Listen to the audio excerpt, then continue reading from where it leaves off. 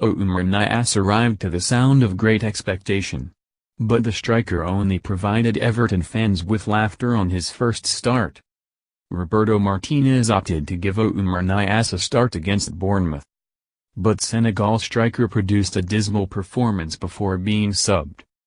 Niasse had previously played 29 minutes in substitute cameo appearances. Everton recorded only their 5th Premier League home win of the season.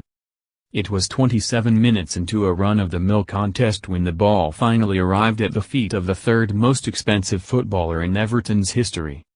Oumar Niasse, a £13.5 million signing from Lokomotiv Moscow on transfer deadline day in February, had waited nearly 3 months to make his first start for Everton, but now, with Roberto Martinez electing to rest Romelu Lukaku, his opportunity had come.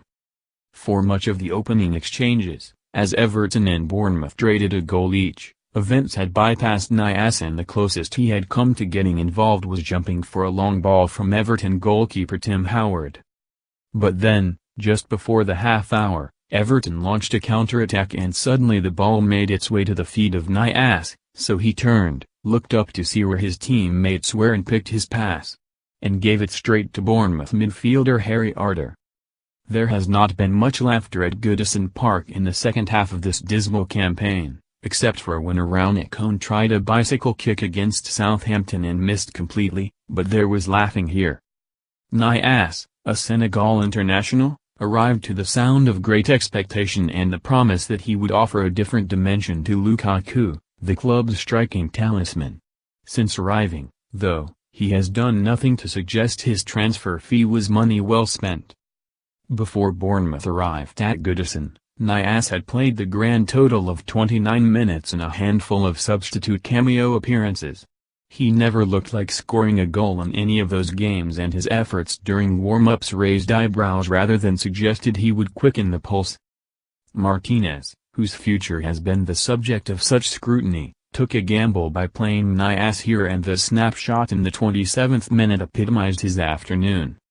Out of tune, off the pace and, bluntly, not very good. There was nothing wrong with the effort. Niasse, who was the player Jose Mourinho had considered taking to Chelsea before his sacking last December, and there were a couple of neat, measured balls to Ross Barkley just before the interval that showed he was not completely hopeless.